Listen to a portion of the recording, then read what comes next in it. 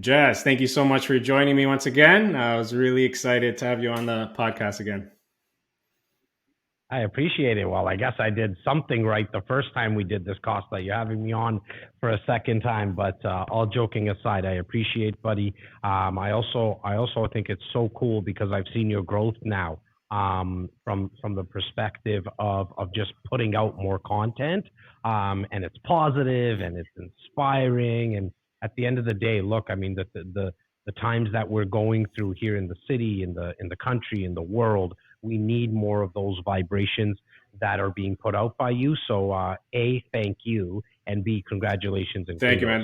kudos. That means a lot coming from you. I really do appreciate that. So, look, I want to get into it. Like I said, I was very excited to speak with you. For the last 2 or 3 months, personally, I've been, you know, a lot more active in exploring opportunities in real estate and investing, and obviously, like you said, so much going on in the world and the economy right now. I really wanted to speak with you, who's not only someone who's not only experienced like a real estate investor yourself, but also you help many real estate investors. So really hoping just to pick your brain here, hopefully share a lot of important insights and information that can help others that are thinking about real estate right now as well. I love it, man. I think real estate is not the only way that you can create wealth. I think it's obviously I'm biased, but I mean there's millions upon millions of people. In fact, I think there's like 90% of millionaires grew their wealth through real estate. But again, like I mean, full transparency, it's Yeah. not the only way to build wealth. I just think that the average person like myself and like you and so many others before us and currently that are doing it, it's a little easier to do, right? Doesn't mean that it's easy, but it's easier than some of the others, other ways of creating wealth in your portfolio, in your life, like that generational wealth stuff. But personally, I do believe though that the number one investment is investing into yourself, which will then allow you to get into circles, get that education, get in front of opportunities in so many of those other buckets. And if it's real estate, I think that's awesome. And so I'm going to try to bring as much value to the conversation as I possibly can No, but today. yeah, I'm totally aligned with you. I totally agree with everything you just said right there. Um, I know your outlook on real estate because you mention it a lot is like 10 years, like minimum, which I totally get. For the most part, I share that same outlook with you. But I also want to speak to those who have maybe different investment criteria, maybe shorter outlook, 5 years, or even shorter term rental. So spice it up a bit. So I want to start with everyone's number one question: interest rates. I think this is a big question mark. Everyone I speak to seems to have their own theory on where they see interest rates going. So I'm curious just to hear your macro outlook on the economy in general and what you think Bank of Canada's play is. Well, look, I'm glad that I brought the crystal ball, so I'm going to be able to kind of tell everybody what the forecast is going to be. Um, Look, I think what happened in 2020 with the lockdown, obviously, it was something that none of us in our lifetime have seen. So even Bank of Canada, the government here in our country, and obviously all other countries in the world, they've never seen something like this, right? And so, if you agree or disagree, I think the printing of the money that they put into the system at that time was needed because nobody knew what this virus was. Stuff was shut down. You couldn't go to your job. You couldn't open up stores, majority of them anyways. You couldn't open up businesses. And so to keep everyone afloat, to pump in and print the money that they did, well, I think, again, if you agree or disagree, it doesn't really matter. It's more from the fact of that nobody like died of starvation, right? Like, I mean, all due respect to the people that did pass away because of the virus, nothing happened. Like, we weren't, there was pictures I remember back then, like people were pulling out pictures from the 1920s and like the Great Depression and people lining up for food and for bread, but we didn't see that. And so I think the government here in our country, in Canada, needed to act swiftly, and they did. And so I think over time, though, as we started to print even more and more money, anybody who kind of understands like basic economics, basic supply and demand, if you have more supply of something, it loses its value. That's why you don't want to continuously print money, because there's more of it out there, and then it actually brings down the value of that dollar. As they kept on printing money, and people didn't get to actually go to work for whatever reason. Some of them were just like, why wouldn't I just collect the CERB, and why wouldn't I just collect the free money? That's what created the economy we're in right now, which is like, we've never seen inflation like this for a very, very long time. The actual numbers here in Canada at the time of this recording, start of August, like we haven't actually seen the numbers in terms of our GDP decline. And the actual definition of a recession tells us that if we've had two consecutive declines in GDP, then 2 consecutive quarters, then we're in a recession. I think it's safe to say that the state side, even though that the government's not really admitting it right now, but the numbers have come out there, I think we're going to be very, very similar. The nice thing is, from the numbers in the States, that it wasn't a sharp decline. I think it was like 0.9%. I think most people were expecting the second quarter in terms of GDP the decline to be actually larger. And so right now we are in this place where we have to, and it's what the Bank of Government did from the start of 2022 to currently where we're sitting right now, August 2022, at the time of this recording, we have seen some sharp increases in interest rates because we need to curb the inflation. I mean, the numbers that are coming out here in Canada are around like 8%. I think it's more just based on the fact that when I go buy, my grocery bill is a lot more than it was last year. Like, it's just basic stuff, the gas that I'm paying, like getting to work, things that I'm paying, like food, all of that stuff, right?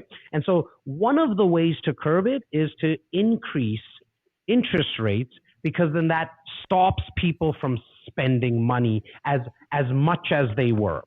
The biggest factor when it comes to the economy is the housing sector. Why? Because when people buy and sell, approximately a little over $120,000 to $150,000 gets pumped into the economy, because electricians are needed, drywallers are needed, plumbers are needed, painters, and the list goes on and on. The real estate fees, the lawyer fees, the mortgage fees, all of that stuff. It's approximately $125,000 to $150,000 every time a home is transacted, because you also have a buyer and you have a seller. And so it's no surprise to me, I mean, I've been doing this for 17 years, that we've also seen a decline in sales. Well, cost of borrowing has gone up. Where you could have, probably at the start of this year, call it like February, March, if a home buyer could have afforded an $800,000 home, currently right now, that number is close to about $550,000 to $575,000, because the cost of borrowing has gone up. I believe that they're going to continue to increase the interest rate for another, probably by another, I apologize, 0.5% to 0.75%. After that, I think they run the risk of actually like nobody purchasing anything, like hardly any homes selling, any large purchases happening. And so that's why listening to other, like, I'm not an economist, but watching some of the economists that I've been watching for 15, 17 years, that now I also have data on them, like some of their forecasts over the years. Some of the guys are saying that like Q2 is when we'll see interest rates being pulled back and they start to decrease a little. I have seen something similar to this back in like 08, 09. We didn't have a massive financial crisis here in Canada. We were very protected because of the fact that our banking system is so conservative. We're in the States and other parts in the world. Everyone knows what happened back in 08 and 09. But even in Canada, we saw an increase of rates and then we saw them pull them back, right? And so overall, I actually think that the one thing that I believe that the Bank of Canada could have done a little bit better is actually probably increase the rates earlier on, probably early to mid 2021, and done smaller increases. One of the major reasons that people are talking about this so much, and it's all over the media and every podcast that I'm on, is that because the increases were so large and like big increases. It was a quarter at the start of the year, but then you got hit with 0.5, 0.5 again. And the most recent one in July was 0.75, right? And so there's probably another big one coming, 0.5 to 0.75, as I mentioned. And so when you see large increases and big increases like that, then that's when it starts to make a lot of headlines. Where I think if the Bank of Canada did that part a little quicker and made smaller increases, we wouldn't feel it as much. At the end of the day, overall, again, outlook, I think Canada, specifically the place where I'm talking to you from right now, where I'm born and raised, where 95% of my investments are, not 85% of my clients' investments for the last 75 years has been done in the Greater Toronto Area / Southern Ontario. It's safe to say that we are going to continue to have people come into this region, into the country. I mean, numbers that are being kind of thrown around there, especially to make up for the fact that the borders were closed for whatever it was, a year and a half. We're going to see approximately, like, into this Greater Toronto Area, Southern Ontario market, we're going to see like close to 200,000 people a year for the next 3-4 years, year over year. And so when they all come here, they need one thing, that's housing. Right now, we know out of history and facts that 50% of them rent or live with family, and the other 50% buy. But either way, other than if they're living with family, they need some type of housing. And the dream has always been to go out and own a home. So even the renters and the ones that live with family, they're going to move towards actually owning a home. And so hence why, like, I love where you started with me, where I know you dive into my content, where I do speak to real estate in 10-year windows. For me specifically, I actually go over to like 20 years. I have things that I have bought, like, it's like I buy them, I go to sleep, and I'm like, I'll check in 20 years unless I'm thinking about doing a refi. But the reason I say 10 years is because if you look back to the last 100 years, Costa, and this is history, so it's not, the forecasting stuff, every decade, values on average in this region have doubled. And so if I know that, and it might be off by like a year, it might be year 9, it might be year 11, but on average, I know that the values are going to double. All I have to do is hold on. Yeah. And by holding on, I know not only is that price going to be double what I bought it, but more importantly, if it was an income property, someone else paid down the mortgage for me, right? And then I get that magical word that I like, which is my equity has grown, which now I have options with that equity. Yeah. No, for sure. I love the answer. So there's a lot I want to unpack there. First, I agree with your sentiment on, Bank of Canada. They're going to probably have one more rate hike. I think that seems to be the consensus, but especially from realtors, because I think realtors have, sort of a benefit for that scenario to happen. But it's refreshing to hear it from you because you painted like a very macro, big picture outlook, which a lot of other realtors don't really get or understand. So it's nice to hear that. I agree with that.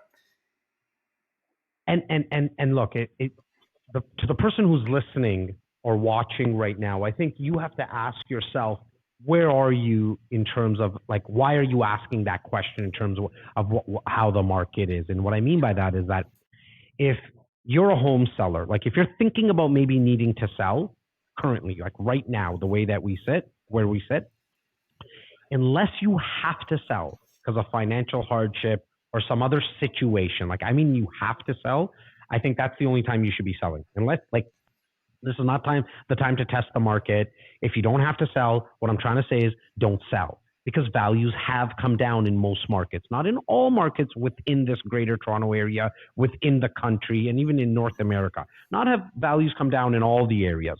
Sales have gone down, but in most areas, what your home was worth 6 months ago is not today's price. It's lower. So unless you have to sell, if you don't have to sell, don't sell, because the values will come back up again. So just hold on to your property. For sure. If you're a home buyer right now, you need to figure out, with the increase of the interest rates, are you still comfortable with these new mortgage payments? Are you comfortable with the fact that you're going to be paying more on the mortgage? and understand that the rates might go up in September, October, but they're probably going to come down again. And so understand that unless you have to buy, you could also sit and wait. There's nothing wrong with that. If you have a little bit more of a stomach, and now I'm also speaking to that third category, which is if you're a real estate investor, if you have a little bit more of a stomach for risk, understand that yes, rates have gone up, but rents have also increased because everybody who's thinking about buying, they've stopped because if they're on the fence, the cost of borrowing has gone up for them. So they all said, the conversations at home are like, honey, let's just wait and see what happens. But then they continued to rent. And because there was more demand now, not as much supply, the rent values have also gone up in most cities in North America, specifically in the region of Greater Toronto Area. But going back to the home buyer for a second, that also understand that there's some compelling buying opportunities that we haven't seen in maybe as much as about a year and a half, 2 years, because everything that a home buyer or an investor was looking at, they were competing against 67 other people, right? And so now you don't have as many offers on the table all at once. You have homes that are sitting on the market, people who are on the market, they need to sell, and now it's back to like, as you mentioned or I mentioned, I mean, I've been doing this for 17 years. It's back to like how I used to do real estate a decade ago. You sit down at the kitchen table and you negotiate a deal. The silliness of last 2 years, values increasing by 21% year over year. I didn't like it. I'm an investor myself. I didn't like it. Anything that goes up that fast generally starts to come down, right? And so I also like the fact that you got to put a deal together. It's not it's a crapshoot on what the home is worth. Like, from a realtor's perspective, we were taking buyers out, and buyers and sellers are like, and the seller's agent, and as they should, because it's their home, they can list it and ask for whatever they want and play, the multiple offer situation the way that they want. They were like, just give us your best price. Like, that's it. And we were like, well, what are you looking for? No, the highest price. And it was a crapshoot, man. Like, Costa, there was 15 offers, 52 offers, and like values and doing comparative market analysis, which is just a funny word for like, what are other homes selling for to come up with a value? That was all thrown out the window, right? And so I think I actually like the situation we're in right now because there's some normalcy to the market, right? Like there's the ability to go see homes. You don't have to act right on the spot. I'm never knocking anyone else's business model. So like for me, I've always been the person like, hey, Costa the buyer, let's go see some homes. If you like one, great. Like we'll move. If you do, we'll move to the next step. If not, who cares? Something else will come around the corner. Yeah, no, for sure. There's certain things where you hear about real estate investing and like you don't really fully grasp it until you're in it. And it's not the timing the market, but the time in the market. And that if you can hold your properties for as long as you can, like that's where the real value and appreciation, equity, everything's built. So it's a time in. And it takes the guessing game out of it too, right, brother? Like it's you don't have to be like when you go down to the 5-year market, or if you're gonna buy a home and do some renovations, maybe add a story where there's like add a second story, add a basement apartment.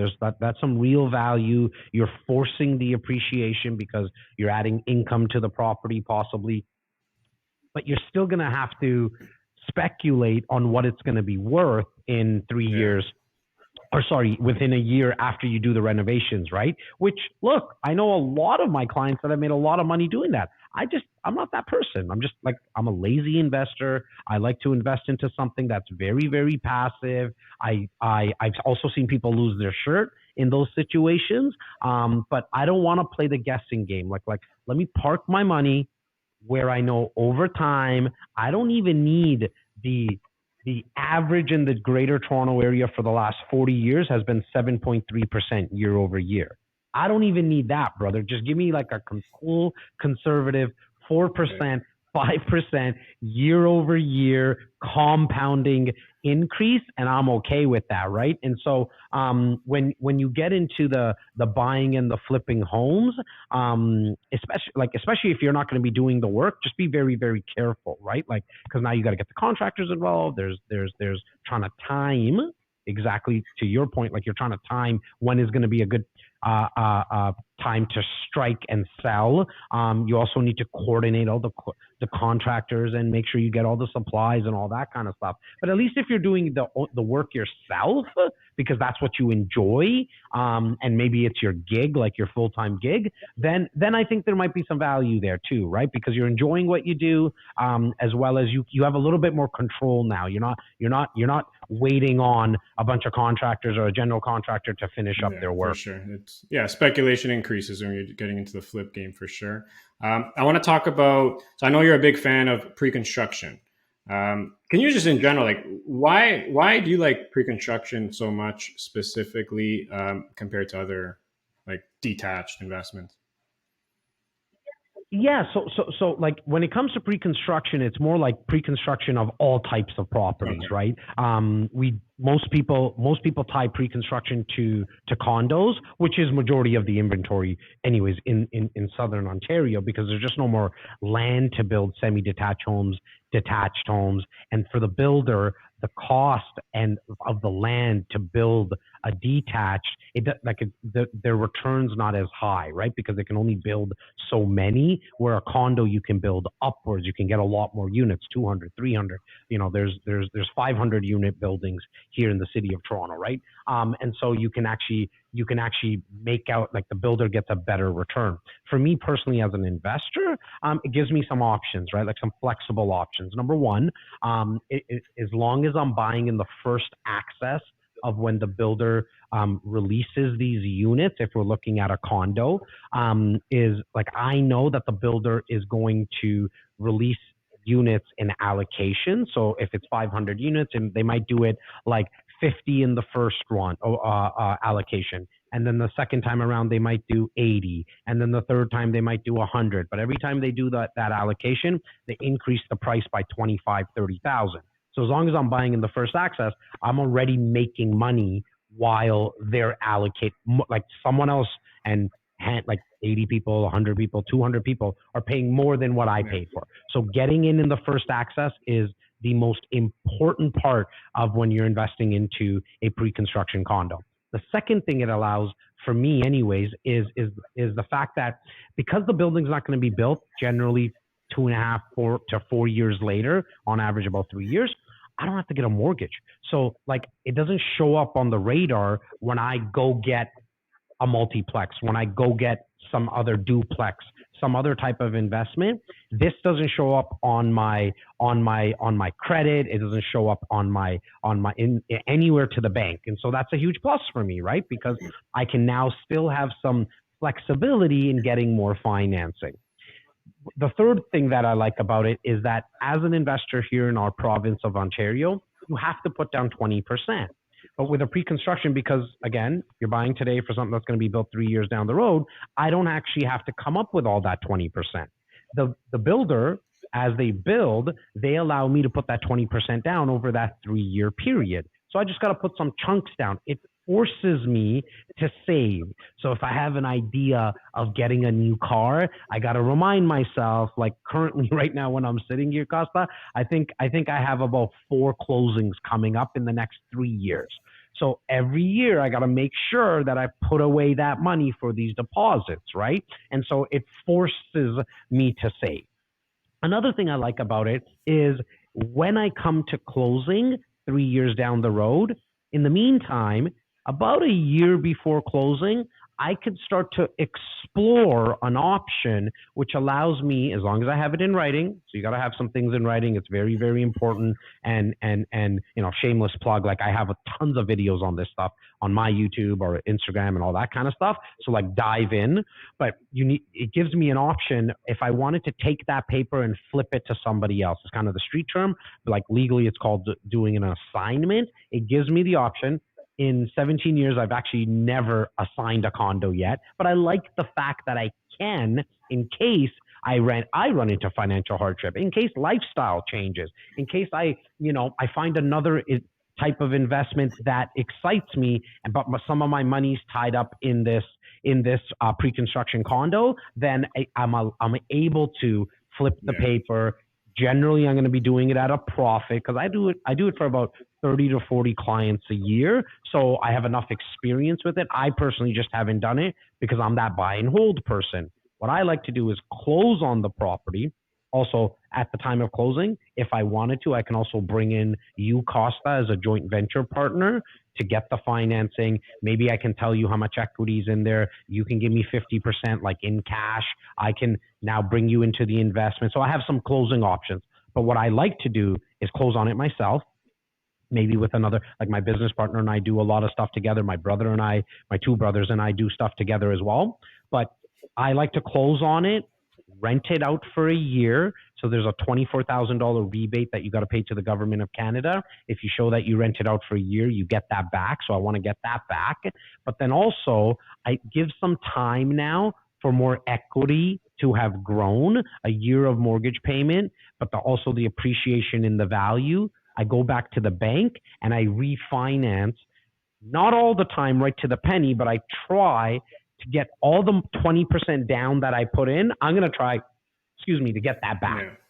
Does it always work out in year one? No. I time it to maybe make it happen in year two. I just continuously rent it.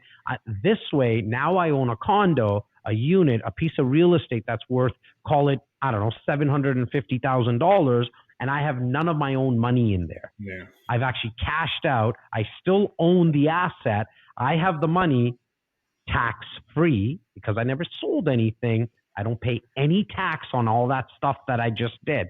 No capital gains, no income tax, no HST, nothing. I go away clean, legally. I take that money. I generally go buy something else with that. Great model. So you answered a few things I wanted to ask about. So it's interesting. You've never sold an assignment ever. Crazy. Yeah. Personally, no. No. Like the last time I was going to do it, I got offered about $125,000 more than like I paid for it. And like I went to the bar, I had a shot of tequila, came back to my office so I can calm the nerves. It was the first time somebody offered me that kind of money for an assignment. And I just worked the numbers. I was like, man, I can get this $125,000 in 2 years. Okay, by doing that refinance whole model that I just spoke about and still hold on to the asset. The 125 G's that I was going to get from this person, I still needed to pay tax on it. So I didn't end up doing it. And our pre-construction condos, you mentioned that they get built average 3-4 years out. Are they priced 4 years in advance or are they priced in today's market? Sometimes. It's generally not. In today's market, there's a little bump because the builder also wants to take some of that as well. I think 5, 7, 8 years ago when I started doing this, it was a lot closer to today's value. Now you will definitely see a little bit of an increase compared to what other condos in the area are going for. And that's what you want. That's how you want to determine what you're how much are you, what's the value of what you're getting. Always, if you're going to sell me a laptop, I'm going to look at what are other laptops selling for. Is Costa taking me for a ride? You know what I mean? That's kind of how I compare everything. Yeah. In car sales, I used to be in that business a long time ago. There's a black book value. In real estate, we call it comparables, comps, comparative market analysis. So now everybody knows kind of some of those terms, right? Where what I noticed is over time, the builders have I'm going to say maybe it's hard to give you an exact number, but there's probably, a 5% increase or so based on 10% sometimes even. However, that's why you also want to look at the resale market because if you can get a condo that's less, as long as you have the 20% down as the investor all under your pillow in your bank, through a refinance on another property, your principal residence, whatever, that's an option, right? Because the advantage there is that you're going to be able to rent out that property right away and actually get mortgage pay down, right? And so that's why I love pre-construction condo investing, but it's not right for everyone, right? Each type of investing is different. A lot of people like the sexiness of investing into multiplexes. Well, you need more money down, right? Like, so you either need to have it into your pillow, you need to be able to raise the capital. There's more involved with that. Then other people love all like just like true commercial investing, buying a plaza, renting it out. Well, that has its own cons and disadvantages. Every single investment, I've been doing this for a very long time now. Every single investment has its benefits and it has the things that you need to consider. If someone tells you different, please run away from them like as far as you can, because they're trying to pull one over on you. Every time. In fact, you should be asking 4 questions. What is the investment? Like, am I investing into a pre-construction, a multiplex, a REIT? What is my return? Like, I'm going to give you $1. What's my expected return? Okay. When can I get this return? Like, if I wanted to get out of something in a year, well, a pre-construction condo is not for you because your money's tied up until the building gets built, right? And the 4th question is, what risks are involved? And somebody has to be able to answer all those 4 questions. And if they can't, you need to run away. That's, one of the things that I love about real estate investing, and you don't realize this again until you're like in it, there's an infinite number of ways you can invest. Like, what could be a great investment for me could not be a great investment for you. And there's so many different ways. I think a lot of people think it's like a one size fits all type of formula, when it's really not. It's truly like personal and depending on what's good for you. So, well, I got people who want to hold on to a property, right? Like, they actually want to be able to touch, see it, and smell it. So then you should go down the route of an income property, i.e., or a pre-construction condo, whatever it is. But if you're like somebody who just like, I don't want to touch the tenants and the toilets, like, I don't want to go down that route, well, then you can invest into land development deals. You can invest into REITs, real estate investment trusts. You can invest into second mortgages where you lend your money out, right? There's so many, like, to your point, Costa. It's probably one of the reasons why I say it's one of the best types of investment ways to create wealth, because there's so many ways of doing it. Personally, it all just made sense to me. And like, full transparency to everybody who's watching or listening, if you don't follow me, I am like a high school diploma. That's it. I got nothing past that. I am from the northern part in Toronto in an area called Rexdale. I'm not that, like, I don't have any formal education. And so real estate to me needed to be dumbed down 17, 18, 19 years ago, a couple of years before I even got my license, to the fact of, and what excited me is that somebody else will give me 80%. Back then you could even do it like somebody would give you 90% of the value of a property. Somebody else will give you the money for that. Okay. Through a mortgage. And then as long as you find that place in an area that there's a lot of people coming, i.e. Southern Ontario, they'll rent it from you, pay you every single month. And all you gotta really do is give them some customer service. Take care of the place. So when a toilet breaks, when maybe a month goes by and they couldn't pay because a lockdown or they ran through some hardship themselves, can you be that person to figure it out with them? Because if you are, and you provide, like, if you think about this as a business and you provide customer service, they'll take care of your place, pay the mortgage down. It all kind of made sense. It was really easy for me to understand. I didn't need to have an MBA in it. It was just quite basic. Sure. Yeah, love it. I know we're short for time. I have 2 questions I'm really curious to hear your thoughts on.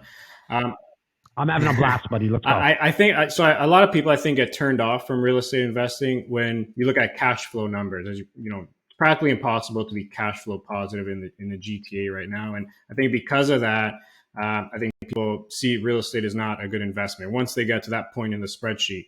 So, like, what's your quick thought on that? Well, currently, right now, there's certain areas around the greater Toronto area. If you go further west and you go further east, really west, like in areas like Hamilton, in some pockets like London, you can actually find cash flowing investments. Like, and for somebody who's new to this, it's like your rental income will fully cover all your expenses, and then you have money left over. That's cash flow. Whatever that number is, that's your cash flow of the property. to what Costa's saying is majority of the time, and in majority of places within the Greater Toronto Area and Southern Ontario, your expenses are more than what your rental income is. And so to those people, what I say is, look, if it's $1,000 that you're putting in, it's probably too much because you can probably find a property where you only have to put in $200. So now when you're down to $200, if I, as an investor, and this is again for me, and it works well for me because I've had properties in the last 17 years that at the start I was paying $200, $300 into the property out of my pocket. But I looked at it like I'm taking it out of my left pocket and putting it into my right pocket because the mortgage got the mortgage got paid down, right? And so what happened with that is the fact that while the mortgage was being paid down, the values were going up, and then over time, rents were also being increased as well. When I went to go refinance my mortgage 3 years down the road, or not refinance, I apologize, renew my mortgage, because at the start I wasn't refinancing because it was too risky for me. I didn't have the stomach for it. I was just doing like real estate 101, in real estate investing 101, where when I went to go renew the mortgage, well, a magical thing happened because the mortgage got paid down for 3 years or 5 years. Principal was paid down. I actually was at a place where my rental income covered all my expenses. If you balk or concern yourself over the $200 to $300 a month, again, going into your investment, the only thing that I would ask is look at how quickly you probably spend $200 to $300 at the bar on the weekend on just silly stuff. Like the list goes on. But Costa, you and I, we go have a couple of drinks, some nachos, a little bit of appetizers. We're probably gonna hit that $200. You know what I mean? And nobody thinks about that, right? Where for me, it was a no-brainer. I was all about, I'll put in $200 into this thing because over a 5-year period, I'm going to be paying 10 grand. What do you think your value's worth in that 5 years? How much mortgage got paid down, right? And so hence why I go wider in terms of my time frame. Back to time in the market, not timing the market. Jas, man, thank you so much. I know we're short for time here. I know you got to stop another call, so thank you so much. I did have another questions. I'm going to send you a message and go throw it at me. And why don't you throw one more? Throw one more. Why don't you throw one more at me? Okay, throw one more. This is a quick one. So, and I've heard you talk about this before, which is interesting in comparing, the Golden Horseshoe region where we're at, basically the GTA, where we live in like a landlocked, kind of like equivalent to an island, if you look at the Greenbelt. So, with the population growth continuing to explode in Ontario, and will continue to explode, do you ever see legislation opening up, like, to develop in the Greenbelt? Like, do you hear anything about this in your inner circle? Or like anything? Yeah, I definitely we're hearing about it. How they're gonna go about it, I don't know, but we are hearing that they're thinking about opening up some of this restricted land, which, for people that don't know, like back in 2005, the Greenbelt legislation came into effect that restricts developers to develop on certain land to preserve the land. We need it, right? And so, however, we're also running out of, believe it or not, in downtown Toronto, like there's no more parking lots, empty parking lots. 15 years ago, there was hundreds. They're all gone. There's buildings. There's applications right now to build on buildings, like, right? And so we need to open up some of this land. But I think what they even need to do before that is actually just cut some of the red tape. It takes 10 years, Costa, from an application put in for a building to go up here in Toronto. In Manhattan, a lot more restricted, a lot more tighter, harder to get construction vehicles through the city. It's closer to 3 years. Yeah. 2.5 to 3 years. So I think that's what they need to attack first. They're always trying to curb the demand or have these little Band-Aids. I don't have the answer, to be honest with you, but I always think about if I was leading that, what would happen is we're all sitting in a room ordering food and we're just figuring this out. Let's just figure out those whole supply and demand / affordability. We got to get to the bottom of this, but otherwise Toronto is already kind of a renter city, but we're really going to start to see it like Manhattan, where the average person doesn't buy a property in Manhattan anymore. You rent, right? We're starting to see that in Toronto as well, but we're going to start to see it at scale. For sure. Jas, appreciate it, man. Thank you so much for the time. I think we're going to have to do a part 2 sometime in the near future because I want to get a little deeper with you here. But, I would love to do it, brother. Right. I love being hosted by you. You're really a ball of energy. Thank you so much, man. Thanks so much, Jas. All the best. Take care. Bye. Talk soon. Bye.